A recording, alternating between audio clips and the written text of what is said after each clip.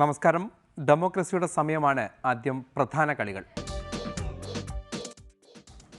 ഭൂമി തുറന്ന ചാണ്ടി പാതാളത്തിലേക്ക് താമസം മാറ്റിയേക്കും. അവിടെയും ചൂണ്ടയിടൽ തുടരുമെന്ന് ചാണ്ടി. ഭൂമി കുഴിച്ചു കുഴിച്ചു നടക്കും ഭൂതത്താനേ,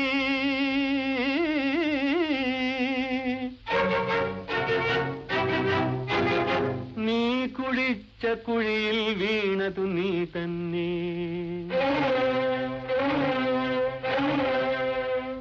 ചാണ്ടിയെ പുറത്താക്കാൻ നടന്ന യോഗം യാഗമായി. ഘടകകക്ഷികളിൽ പലർക്കും ജലദോഷവും പനിയുമായിരുന്നു.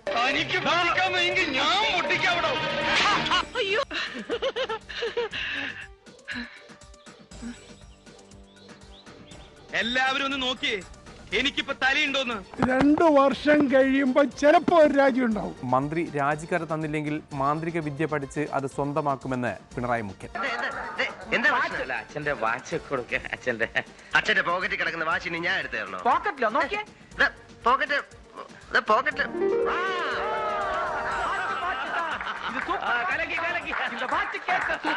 ഇതെന്റെ വാച്ച് തന്നെയാണ്.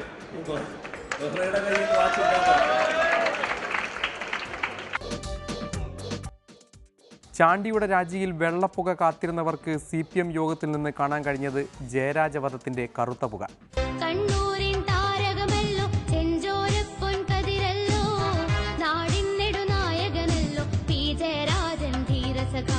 വിമർശനം മാത്രമല്ല, ഏത് പാർട്ടി പ്രവർത്തകനും സ്വയം വിമർശനവും നടത്തണം.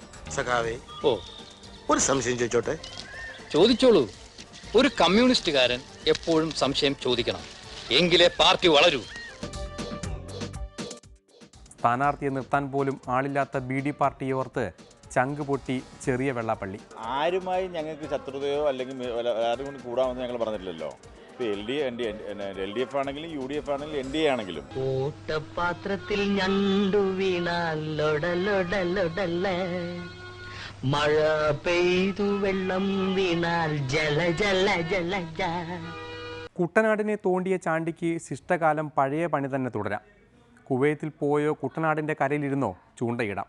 മന്ത്രിസ്ഥാനത്ത് നിന്ന് ഇറങ്ങണമെന്ന കാര്യത്തിൽ ഏകദേശം ഉറപ്പായി. നനഞ്ഞിടം കുഴിച്ച് സുഖം കയറിയ ചാണ്ടി അവിടെ നികത്തി ആനന്ദം കണ്ടപ്പോഴാണ് പണി പാളിയത്. പിന്നെ ലോട്ടറി അടിച്ച പോലെ ഒരു മന്ത്രിസ്ഥാനം കൂടി കിട്ടിയതോടെ ആർമാദിച്ചു. എന്നാൽ ചാണ്ടി തോണ്ടിയതിനെല്ലാം ഭൂമിയോളമേ ക്ഷമിക്കാൻ കഴിയുമെന്നും അവിടെ നിന്ന് പാതാളത്തിലേക്ക് കുഴിച്ചാൽ അനുഭവിക്കേണ്ടി വരുമെന്നും കാലം തെളിയിച്ചു കൊടുക്കാൻ പോകുന്നു.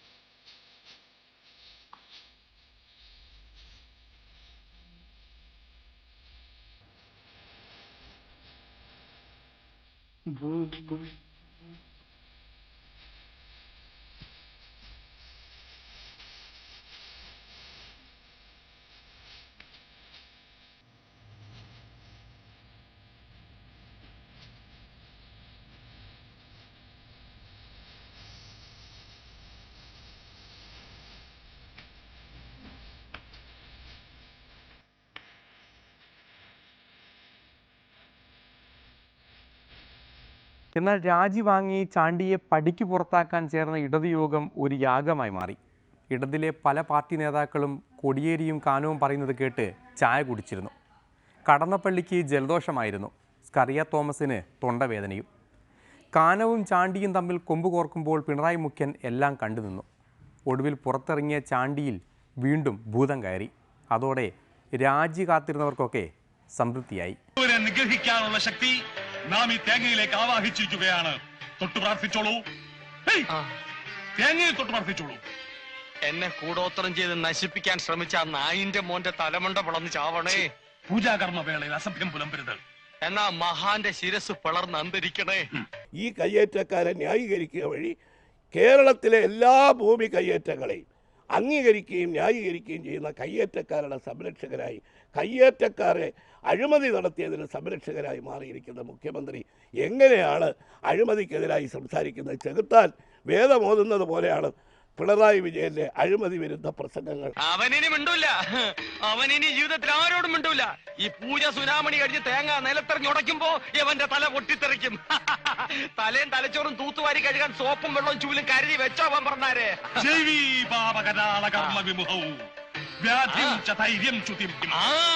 കൂടോത്രം ചെയ്തവൻ ഈ പരിപാടി കഴിയുമ്പോ വിവരം അറിയുമെന്നാണ് ചേർക്കോണ സ്വാമി പറയുന്നത്. തോമസ് ചാണ്ടിയുടെ രാജി അതെന്ത് വില കൊടുത്ത് പിണറായി വിജയൻ തടഞ്ഞു നിർത്താൻ ശ്രമിച്ചാലും ഇത് പോലിച്ചടുക്കാൻ ശക്തിയുള്ള ഒരു മഹാപ്രസ്ഥാനമാണ് ഭാരതീയ ജനതാ പാർട്ടി.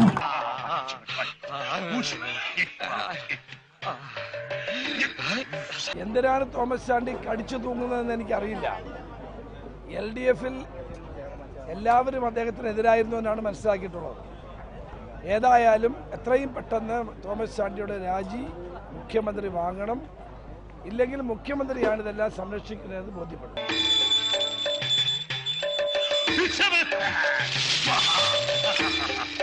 വേദമന്ത്രധ്വനികളുടെ ഊർജം ഈ തേങ്ങയിലേക്ക് ആവാഹിക്കപ്പെട്ടു കഴിഞ്ഞു. പരീക്ഷണം മതിയാക്കൂ. മുഖ്യമന്ത്രിയെ ചുമതലപ്പെടുത്തിയിട്ടുണ്ട്. അത്ര മുഖ്യമന്ത്രിയെ ചുമതലപ്പെടുത്തി.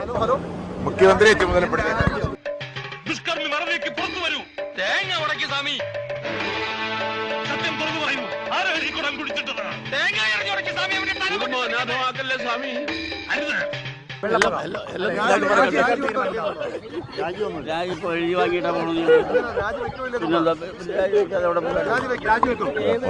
ഭാവിക്ക് പശ്ചാത്തപിക്കാൻ ഒരു ചെറുപഴുതുകൂടി. അന്തസ്സായി തെറ്റു തുറന്നു പറയൂ. നാം വെറുതെ വിടാം. വെറുതെ വിടാൻ പറ്റില്ല. മന്ത്രവാദി ചതിക്കല്ലേ. ഈ തേങ്ങയും തലയും അണ്ടകടാഹങ്ങളും ഞെട്ടിച്ചുകൊണ്ട് പൊട്ടിച്ചു തുറമുമ്പ് ഉമ്മ തുറന്നു പറഞ്ഞോളൂ. ഇനിയും ക്ഷമിക്കാനാവില്ല. പൊട്ടിക്കണോ എങ്കിൽ അനുഭവിച്ചു. ഞാൻ പൊട്ടിക്കാൻ പോകുന്നു. ഇപ്പൊ പൊട്ടിക്കും. ഇന്നത്തെ യോഗ തീരുമാനം കൺവീനർ പറയും.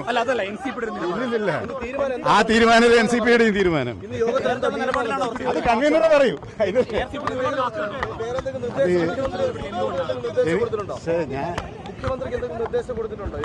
ഇതെല്ലാം കൺവീനർ പറയും. അടുത്ത നിമിഷം പൊട്ടാൻ പോകുന്നു. ഇപ്പൊ പൊട്ടും. അടുത്ത നിമിഷം പൊട്ടിച്ചു. യോഗത്തിന്റെ പ്രൊസീഡിങ്സ് തീരുമാനം വിശദീകരിക്കാൻ എനിക്ക് അവകാശമില്ല. അല്ല, NCPക്ക് അഭിപ്രായ വ്യത്യാസമൊന്നുമില്ല. LDF ഞങ്ങളും കൂടി തീരുമാനമല്ലേ. പിന്നെ അത് കണ്ണീരോട് ചോദിക്കും. അപരാജയില്ല. തനിക്ക് പൊട്ടിക്കാമെങ്കിൽ ഞാൻ പൊട്ടിക്കാവിടോ. അയ്യോ,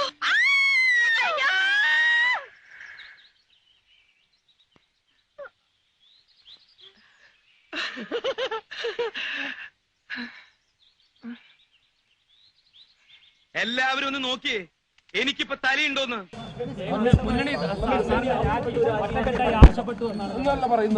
വെറും പൊട്ട കള്ളത്തരം. എന്തൊരു പാടറ മുഖ്യമന്ത്രി ഏൽപ്പിച്ചതിന് എന്നെ ഇനി നിങ്ങൾ ചോദ്യം ചെയ്യരുത്. സാറ് മുഖ്യമന്ത്രിയുടെ സീമന്തപുത്രനായി മാറി ചുരുക്കി പറഞ്ഞ. അത് നിങ്ങൾ പുള്ളിയോട് ചോദിച്ചാൽ മതി. ആരുടെ തലയാണോ പൊട്ടിത്തെറിച്ച്? തന്റെ അപ്പൂപ്പന്റെയോ? താനെന്തിനാണോ എന്റെ തേങ്ങ മേടിച്ച് ഉടച്ചത്? Bloody fool. തേങ്ങ ആരോടച്ചല്ലാത്തടാ? എന്നാ തനിക്കോടെ തേങ്ങ മേടിച്ച് ഉടച്ച പോലായിരുന്നോ? എന്നെ എന്തിനാണോ വിളിച്ചത്? നിർത്ത്. നിങ്ങൾ തമ്മിൽ തലവല്ലി പൊളിക്കണ്ട. ഞാനൊരു സത്യം പറയട്ടടാ പട്ടി. 2 വർഷം കഴിയുമ്പോ ചിലപ്പോ ഒരു രാജ്യം ഉണ്ടാവും. അതെല്ലാം പറയും. കൺസിഡർ ഹാപ്പിയാണ്. ഭാരതീയ ജനതാ പാർട്ടി ബഹുമാനപ്പെട്ട പിണറായി വിജയനോട് പറയുന്നു, താങ്കൾ ഏത് തുടരിച്ച് തടവ് കൊടുത്താലും തോമസ് ചാണ്ടിയെ അധികാരപ്രസ്ഥനാക്കാൻ നിയമപരമായും സംഘടനാപരമായും ധാർമ്മികപരമായും ഞങ്ങൾ മുന്നോട്ട് പോയി കേരളത്തിന്റെ പ്രതിപക്ഷമായി പ്രവർത്തിച്ചുകൊണ്ട് മുന്നോട്ട് പോകും. അത് തടുക്കാനും അതില്ലാതാക്കാനും ഈ അരമനക്കകത്തിരിക്കുന്ന പൊന്നത്തമ്പുരാന് സാധ്യമല്ല. കേരളത്തിൽ നിൽക്കുന്ന NCP ഒഴികെയുള്ള എല്ലാവരുടെയും അഭിപ്രായം മന്ത്രി മാറണമെന്നാണ്. മന്ത്രി മാറുമെന്ന് ഞങ്ങൾ പൂർണ്ണമായി വിശ്വസിക്കുന്നു.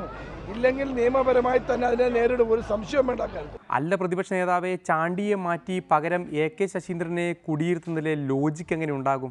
ഒരു ലോജിക്കുമില്ല. കായംകുളം കൊച്ചുണ്ണിക്ക് ഇത്തിക്കര പക്കി പകരമാവുമോ? കായംകുളം കൊച്ചുണ്ണിക്ക് ഇത്തിക്കര പക്കി പകരമാവില്ല.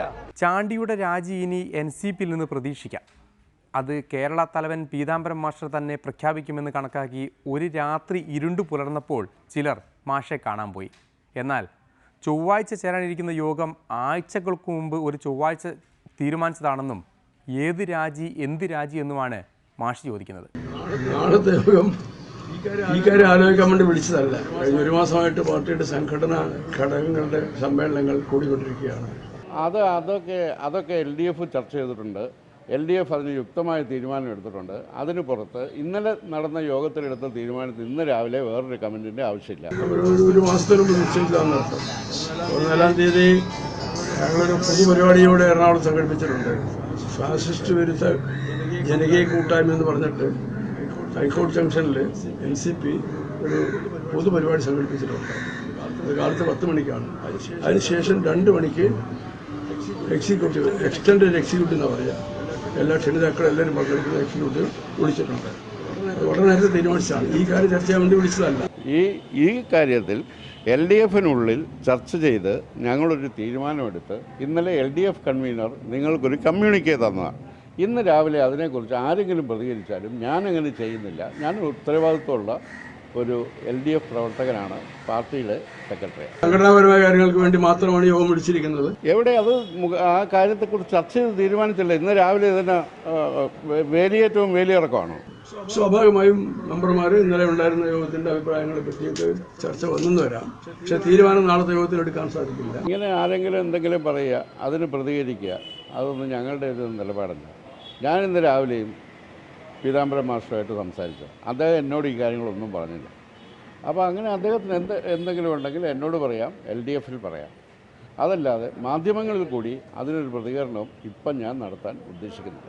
അതേനേരം ചാണ്ടി രാജിയാവാതെ വീണ്ടും നിവർന്നു നടക്കുകയാണെങ്കിൽ ചവിട്ടി പുറത്താക്കാൻ നിയോഗിക്കപ്പെട്ട മുഖ്യമന്ത്രി പിണറായി വിജയന് ഈ വിഷയത്തിലൊന്നും ഒരു താല്പര്യവുമില്ല. മൂപ്പര് വിനോദ ലോകത്താണ്, മാജിക്കിൻ്റെ മായാവലയത്തിലാണ്.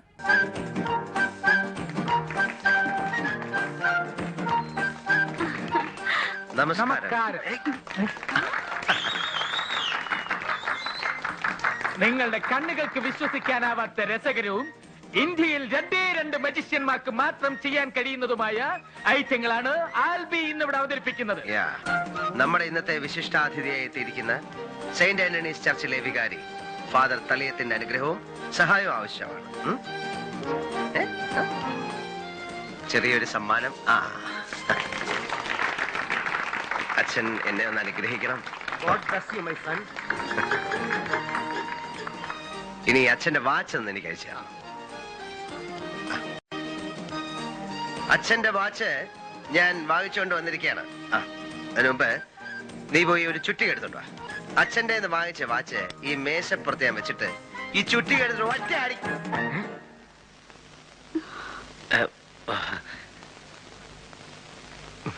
എന്നിട്ട് ഈ പേപ്പർ ഇങ്ങനെ ചുരുട്ടി എടുത്തിട്ട്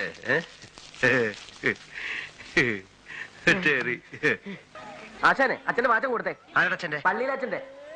ഒരു ചുറ്റി കൊണ്ട് ഒരു വാച്ച് അടിച്ചു പൊടിച്ച എങ്ങനെ ഇരിക്കുന്ന കാണിച്ച വിദ്യയല്ലേ അത്? അച്ഛന്റെ വാച്ച കൊണ്ട് കൊടുത്തു. അച്ഛൻ അവിടെ അല്ലോട്ട് ഇരിക്കുന്നത്. അച്ഛൻ ഇവിടെ വാ. മാജിക്കിന്റെ ഇടയിൽ ഇങ്ങനെ പലതും കാണാതെ പോകും. അമേരിക്കയിലെ ലിബർട്ടി സ്റ്റാച്ചു കാണാതെ പോയില്ലേ?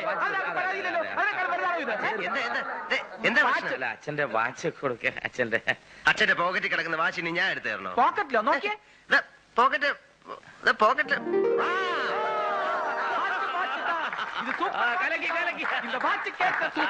ഇതെന്റെ വാച്ച് തന്നെയാണ്.